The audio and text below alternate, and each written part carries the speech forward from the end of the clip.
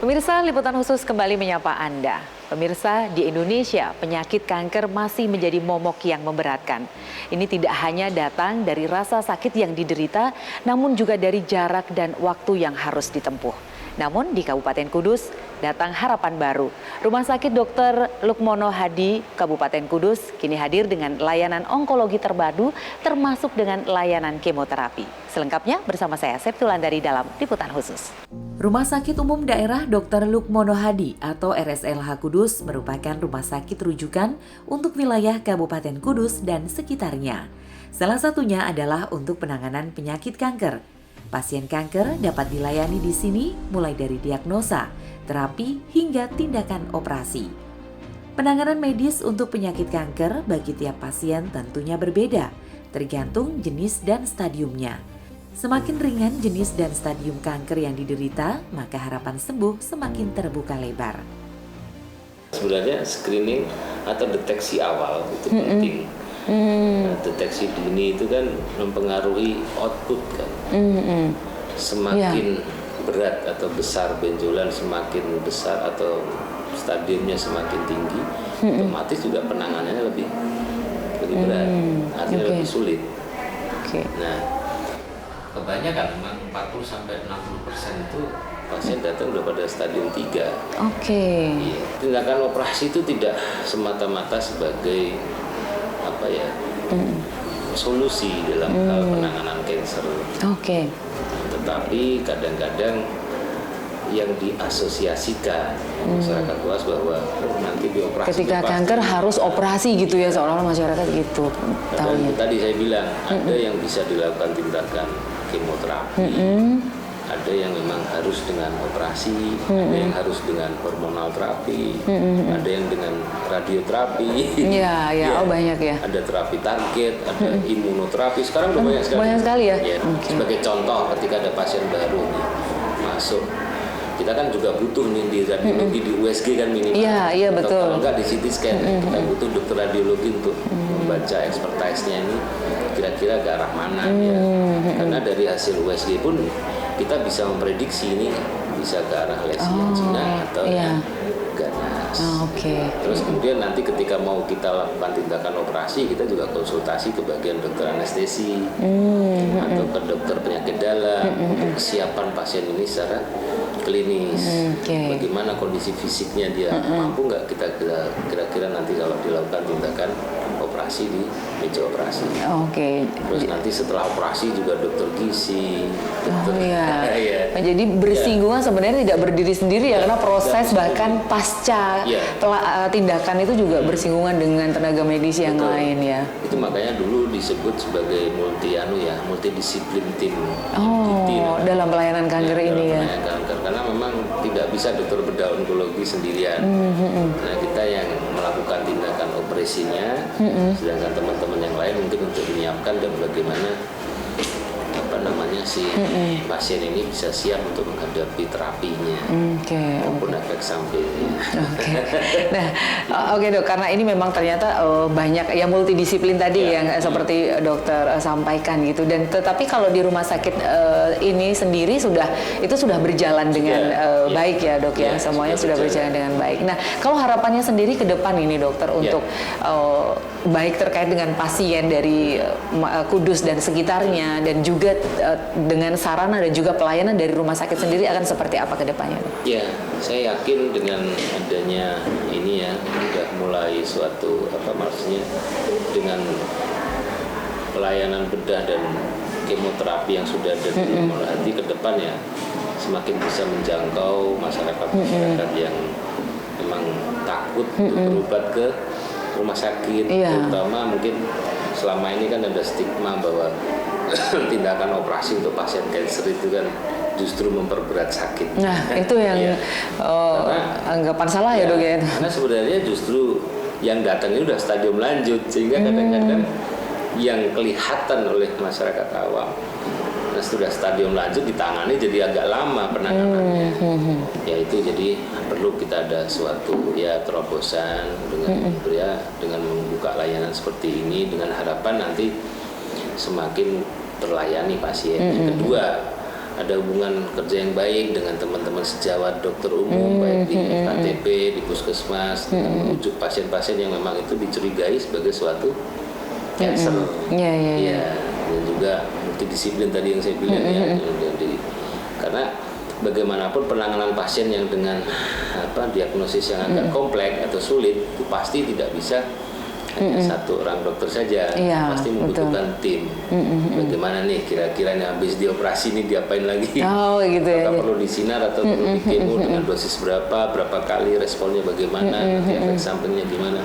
Itu kan perlu sambil sharing kompetensi maupun ilmu yang kita dapat. Iya, jadi memang tadi ya seperti saya bilang Mbak Septia, kadang-kadang itu kan nyeri itu kan jadi patokan kayak sign utama kalau sudah nyeri baru datang. Ya tolong mungkin bisa dengan adanya kita membuka layanan ini dan juga mungkin di beberapa waktu ke depan kita bisa lakukan sosialisasi, tidak hanya lewat media seperti ini, tapi juga mungkin ada sosialisasi di puskesmas atau di tempat-tempat klinik yang langsung juga menyasar ke masyarakat juga, sehingga mereka juga langsung bisa menyaksikan bahwa ternyata tidak seburuk itulah penanganan cancer. Terus yang kedua memang ada community ya Mbak. Kita ada community pasien-pasien kami ini namanya Pantura Cancer Pancakom ya, Pantura Cancer Community. Sebenarnya ya sudah lama kami ada di sini. Saya sangat bersyukur komunitas inilah yang nanti akan memberikan edukasi ya, edukasi maupun adanya suatu nasihat dari mereka itu tentang bagaimana sih cancer itu. Karena udah pasien-pasien Pancakom ini kan mereka sendiri sebagai survivornya. Betul ya. Mereka lebih bisa paham bagaimana sih perasaannya orang yang terkena cancer. Termasuk juga dukungan keluarga maupun teman. Ya, itu penting ya Dok, dukungan secara psikis itu sangat penting juga. Kadang-kadang kalau sudah saya melihat pasien-pasien cancer ini kebanyakan kalau sudah stadium lanjut gitu itu nyerinya kan berpanjangan ya. Jadi peran serta keluarga ini kan penting ya. Tidak hanya finansial ya, tapi kan bagaimana effort tuh bisa dia lebih peduli. Tidak hanya dari keluarga tapi juga teman-temannya. Harapannya dari Pancakom ini kita pasien-pasien penderita cancer yang tergabung dalam komunitas Pantura itu bisa ikut bantu.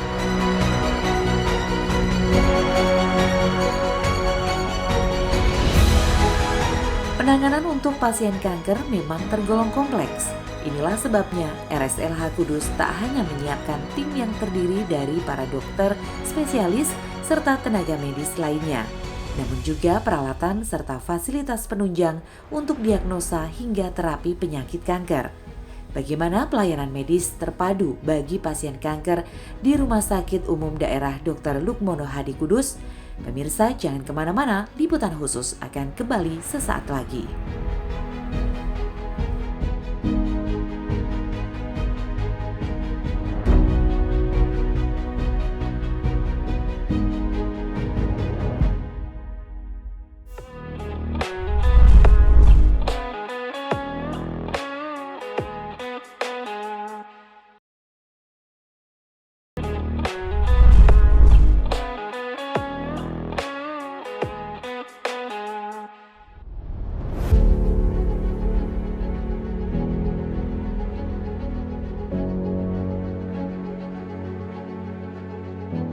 Sebagai rumah sakit rujukan untuk pelayanan pasien kanker, RSLH Kudus terus berupaya meningkatkan kapasitasnya baik secara jumlah maupun kualitas fasilitas medis yang disediakan. Salah satunya dengan pelayanan radiologi, USG hingga MRI yang dapat melayani pasien kanker. Layanan ini menjadi deteksi awal adanya jaringan kanker dalam tubuh pasien hingga menjadi salah satu metode penegakan diagnosa penyakit kanker.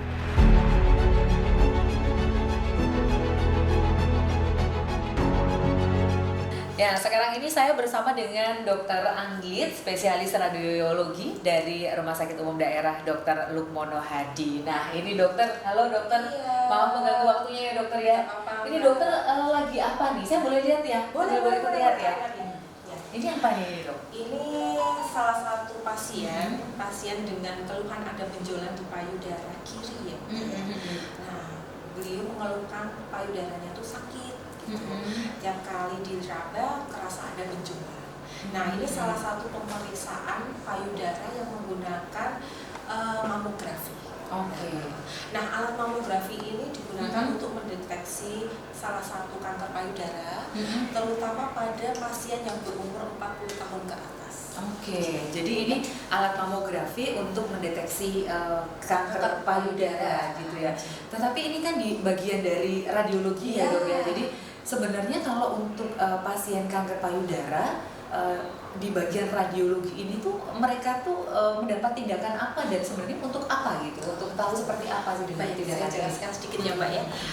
Di pemeriksaan radiologi itu berperan penting dalam pertama untuk mendiagnosis, pengobatan, dan pemantauan pasien-pasien kanker. Nah, peranannya diantaranya yang satu untuk diagnosis. Diagnosis ini kita menggunakan salah satu pemeriksaan radiologi, bisa berupa MRI, CT scan, X-ray, USG, mamografi, atau PET scan. Banyak ya. Fungsinya untuk apa sih? Untuk mendeteksi adanya tumor dan untuk mendeteksi lokasi letak tumornya di mana aja, serta ukurannya besar apa kecil. Yang kedua untuk staging. Staging ini fungsinya untuk melihat stadium dari kanker itu sendiri ya. Jadi kita melihat nih Mbak, seberapa luas penyebaran dari tumornya itu. Apakah mengenai organ-organ tertentu atau cuman hanya fokus di daerah tersebut. Itu juga bisa melakukan dengan alat-alat radiologi tadi ya. Yang ketiga bisa untuk melihat pengobatan. Jadi bisa melihat respon pengobatannya setelah misalnya pasien tersebut sudah melakukan kemoterapi atau radioterapi. Gimana sih respon pengobatannya? Apakah membaik apa tidak? Yang keempat, deteksi kekambuhan. Deteksi kekambuhan ini bisa dilakukan dengan melakukan pemeriksaan radiologi. Misalnya kita habis melakukan pengobatan kemo atau radioterapi, kita lihat apakah ada jaringan-jaringan yang tumbuh lagi. Terus yang selanjutnya bisa untuk panduan biopsi. Jadi kita tidak bekerja sendiri. Jadi untuk mendeteksi kanker kita bisa sharing ya dengan dokter-dokter DPJP lain, misalnya terutama dokter patologi anatomi. Untuk patologi anatomi untuk mengambil jaringan dengan menggunakan USG grading. Jadi kita melakukan USG, dokter patologi anatominya mengambil jaringan. Jadi kita akan tepat sasaran di jaringan yang kita mau ambil. Gitu ya. Selanjutnya untuk melihat rencana pengobatan selanjutnya. Jadi kita bisa menentukan letak mana sih yang harus perlu diobati lagi. Nah, itu kita menggunakan pemeriksaan radiologi tersebut. Selanjutnya bisa juga untuk mengevaluasi. Jadi evaluasi efek samping dari pengobatan tersebut. Kan kadang-kadang kalau kita kemoterapi, radioterapi, itu kan pasien kayak misalnya rambutnya rontok, ini apakah ada menggunakan obat-obat tertentu radioterapi bisa kayak misalnya di rahimnya agak besar dan lain-lain gitu kan kita bisa lihat. Apakah ada penjalanan metas atau yang lainnya di organ-organ tertentu yang lain.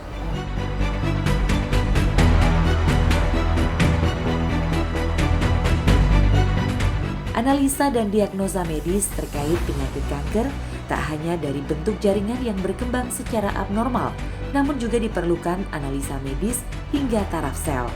Disinilah peran dari Laboratorium Patologi Anatomi RSLH Kudus dalam penanganan pasien kanker.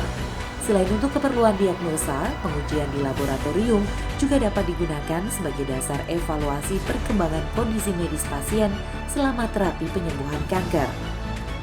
Nah, sekarang ini saya bersama dengan Dr. Nadia, dokter spesialis patologi anatomi. Dan ini ada di ruang laboratorium patologi anatomi. Dr. Nadia, terima kasih sudah meluangkan waktunya ya untuk kita ngobrol-ngobrol. Tadi ini sudah dijelaskan gitu bahwa ruang patologi anatomi ini juga salah satunya penunjang gitu ya untuk pelayanan pasien kanker.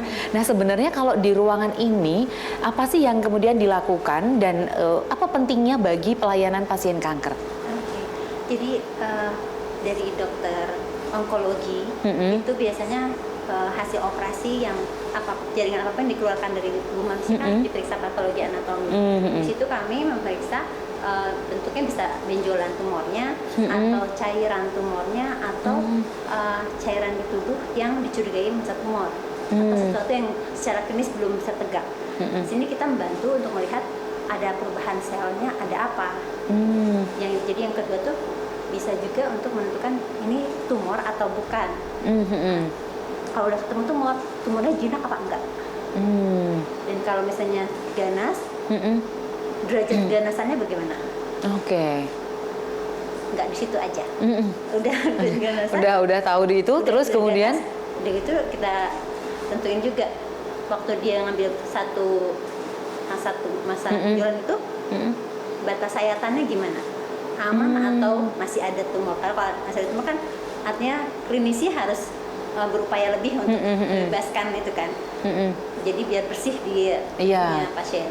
Terus dari situ dengan berkembangnya ilmu pengetahuan, terus ada pemeriksaan imunohistokimia, ada molekuler terapinya jadi lebih targeted. Jadi kalau misalnya kayak mame, kita bisa periksa hormonal reseptornya respon yang mana. Jadi terapinya lebih tahu gitu ya mananya. Jadi gitu. nggak lagi nyebar kayak dulu kan, kalau kemo hampir semuanya kena. Iya, betul. Sekarang nggak, hanya salah satu tumor yang dia beraktivitas lebih. Gitu. Jadi dari hasil kemudian ibaratnya di laboratorium ini dilihat lah ya hasil jaringan yang tadi misalkan di radiologi, ini dicurigai misalkan seperti ini, orang awam kan mungkin agak kurang paham ya. Di radiologi misalkan di mame gitu, ini kemudian hasilnya dicek di sini di laborat, baru nanti rujukan tindakannya apa atau terapinya seperti apa gitu. Jadi kalau di sini itu PA itu dibilang diagnosis emasnya tuh di PA. Genosis emas itu maksudnya? Genosis emas tuh udah tegak, ini selnya tuh apa? Gitu. Iya. Dan kalau misalnya sel kanker jenis apa?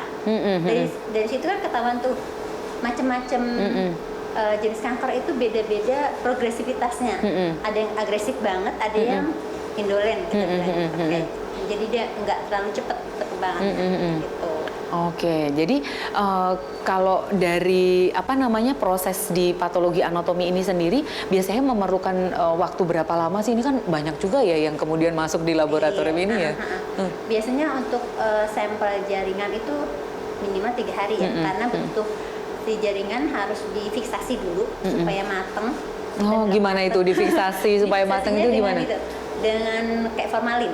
Jadi supaya struktur proteinnya tuh nggak beda dengan dia waktu ada di badan manusia. Gitu. Jadi begitu dikeluarin operasi gitu, dalam 30 menit harus langsung difiksasi, direndam. Nanti sampai 8-24 jam baru itu matang, siap kita potong. Jadi masih utuh, masih kayak di sana, selnya nggak berubah. Nanti setelah dipotong kita stamping di sini. Di sini namanya growing station. Nanti kita potong sesuai ini ya, sel tumor misalnya ini. Ini contohnya adalah ini adalah kista. Kista. Ini kista ovarium. Jadi kista itu tumor yang bentuknya kayak balon. Ini kista ya? Ini kista. Kok besar sekali ya, Dok? Kistanya besar ya? Itu ukuran berapa ya? Di dindingnya aja, di dindingnya ya? Di ovarium. Ovarium, di dinding ovariumnya? Iya. Besar ya ovarium itu ternyata ya? Ovarium itu cuma 2 cm. Ovarium 2 cm? Ini jadinya gede. Karena ada kistanya yang besar itu.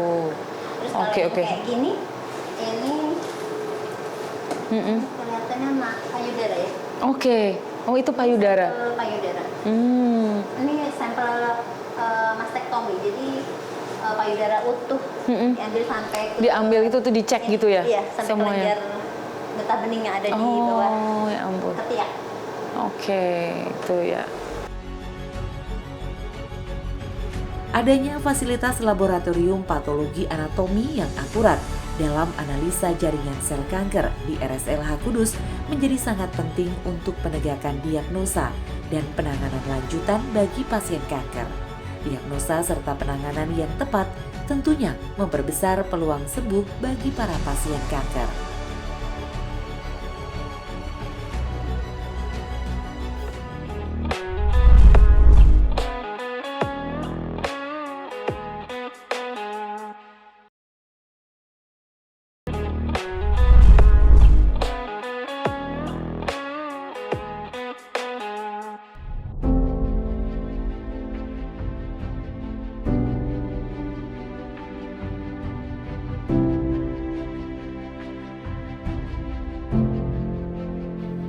Layanan terbaru yang disediakan oleh RSLH Kudus bagi pasien kanker adalah ruangan khusus untuk kemoterapi, lengkap dengan tenaga medis terlatih. Obat yang digunakan untuk kemoterapi tergolong obat-obatan keras dan berbahaya jika tidak ditangani dengan benar.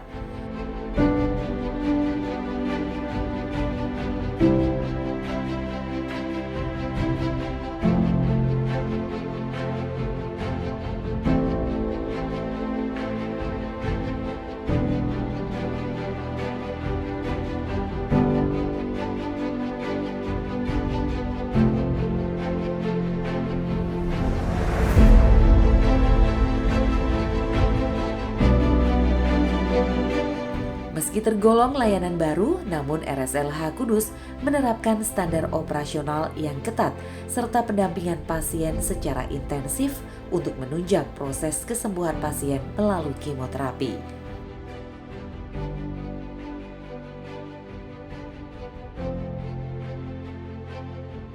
Ya, pemirsa, sekarang ini saya bersama dengan Dr. Irma, spesialis penyakit dalam fellow onkologi yang juga bertanggung jawab di layanan kemoterapi gitu ya di Rumah Sakit Umum Daerah Dr. Lukmono Hadi. Dr. Irma, apa kabar? Baik. Terima kasih sudah meluangkan waktunya di tengah kesibukan yang luar biasa.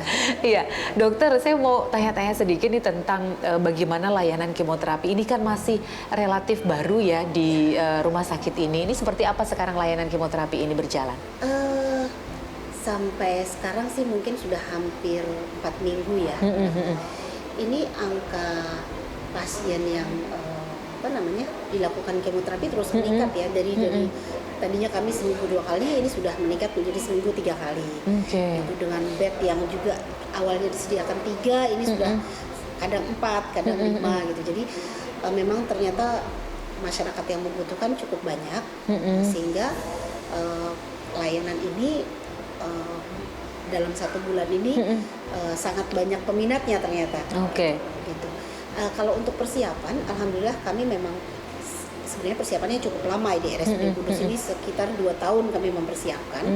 Hanya saja baru di ACC BPJS dalam waktu kemarin. Sekitar bulan apa ya, kalau nggak salah bulan 2 bulan yang lalu. 2 bulan yang lalu ya.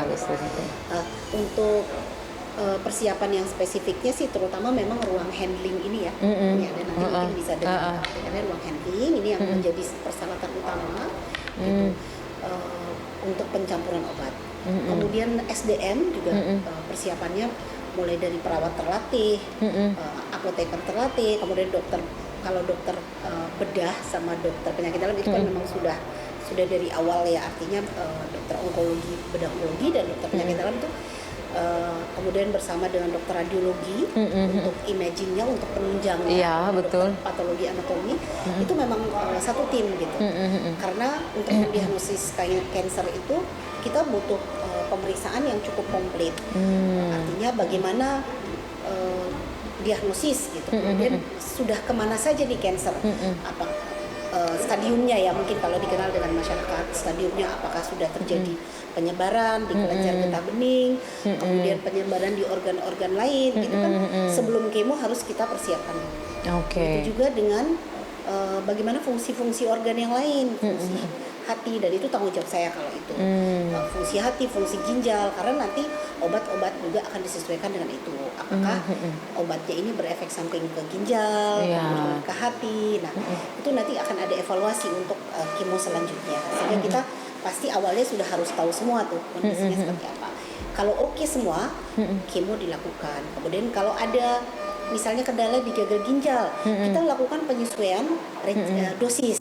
Nah, itu nanti bekerja sama dengan apoteker yang sudah terlatih juga. Jadi semua sudah terlatih sampai ke cleaning service juga bagaimana cara nanti menghandle obat-obatan yang sudah selesai diberikan kepada pasien, tentu saja kan, tapi masih ada sisa-sisa itu. Nanti cleaning service-nya juga akan menyimpan dengan spesifik. Warna plastiknya pun nanti warnanya berbeda dengan yang lain. Sampai ke limbahnya sudah dipersiapkan. Jadi untuk tindakan berkaitan dengan kemoterapi itu sebenarnya memang sangat spesifik ya. Bahkan tadi hati-hati sekali. Iya, dan hati-hati sampai ibaratnya sampai ke limbahnya aja itu harus diperhatikan gitu ya. Karena nanti takutnya kalau pembuangannya tidak tepat, tentu saja kan obatnya kan obat yang efek sampingnya lumayan keras. Jangan sampai merugikan yang lain.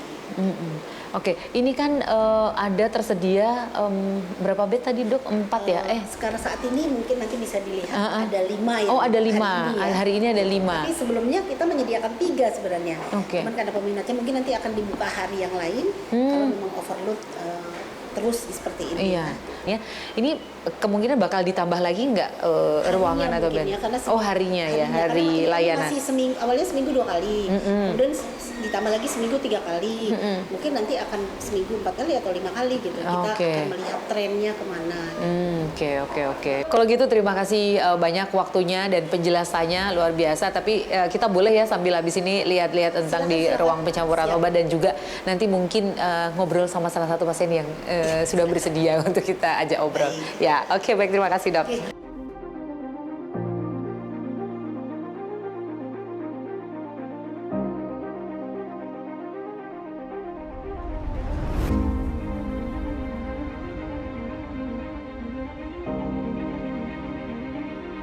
Hadirnya layanan kemoterapi di RSLH Kudus disambut baik para pasien kanker dari Kabupaten Kudus dan sekitarnya karena akses mereka jadi lebih dekat. Terlebih, tindakan kemoterapi dilakukan secara berkala dengan jadwal yang ketat karena dosis yang diberikan kepada pasien juga bertahap. Bapak ini, mohon maaf ini sedang kemo, ini kemo yang keberapa Pak? Baru pertama kali. Oh baru pertama kali. Ini rumahnya di sekitaran Kudus ini? Iya. Iya. Jadi apa sebelumnya periksa sampai kemudian ke deteksi kanker ini juga di rumah sakit ini? Pertamanya di sini, terus habis ini diambilnya di Semarang. Terus setelah di Semarang kan disuruh habis diambil, terus habis itu kan disuruh kemo. Nah di situ kan jauh kan ya, di samping itu musim hujan juga, jalannya kan banjir, jadi nggak bisa ke sana, ditunda dulu. Terus beberapa bulan kemudian di sini ada, di Kudus ada, ya udah kita ke Kudus ada lebih dekat gitu.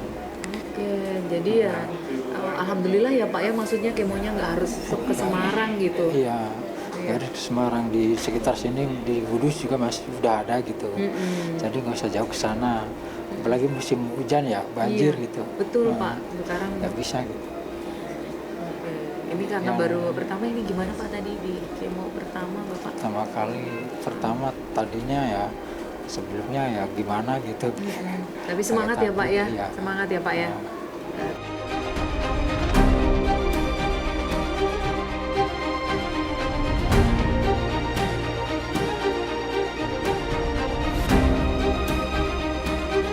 Pemirsa, perawatan untuk pasien kanker tidak hanya berbicara tentang fasilitas medis, namun pada kemanusiaan. Akses untuk kesembuhan tak lagi dibatasi oleh jarak. Demikian liputan khusus, saya Septi Landari, sampai jumpa.